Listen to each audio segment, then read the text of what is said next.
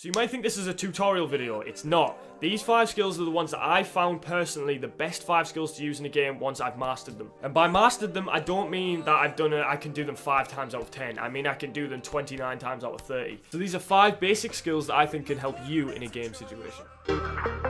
So this is one of the most basic skills you'll ever come across in football, which is just the feint or the drop the shoulder, whatever you want to call it. Basically, use your body to use emphasis and exaggeration on the ball to get away from that defender that might be pressing you or really tight to you. I don't think I need to go into any more detail on that.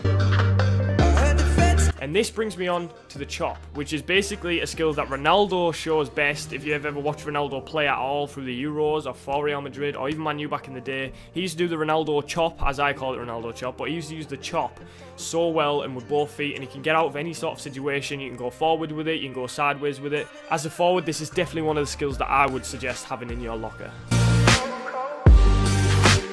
Now this brings me on to one of the most popular skills you'll ever hear about, which is the step over. You can do it with your right, your left, you can do it with both feet. For now I'm just going to show you one foot here. It's basically like the feint, just with stepping your foot around the ball, which makes the defender think you're going to pass it to that direction or step that direction, and then in fact you go the other way. Now we're moving on to a bit more of an advanced skill. I think once you master this, it can be one of the best skills ever to use in a game, and this is definitely a skill that comes to my brain first. Now I call it the flip-flop, which you guys might find quite weird. But like I say, this is one of the skills that I use the most. I love this skill. It's just one of them that comes to my brain first, I guess, when I'm on the pitch, like I said. This is definitely the skill that I use the most on the pitch. I think, obviously, there'll be more advanced tricks that I use as well, but only in certain situations for different scenarios. But yes, master this one, boys. It's one of the best skills to use, honestly. It's not the CEO.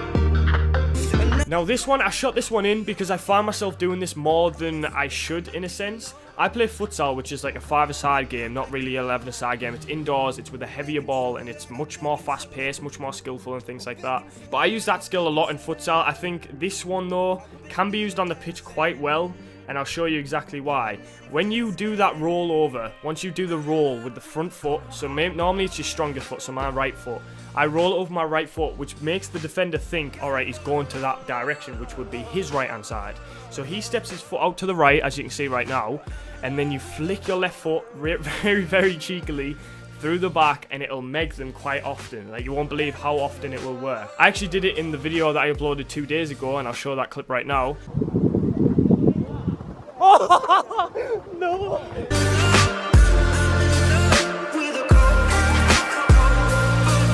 Like you say, it's just super cheeky, it's always on, and you've seen how small the gap was to meg him and how quick it happened. Like, honestly, they will always stick their leg out.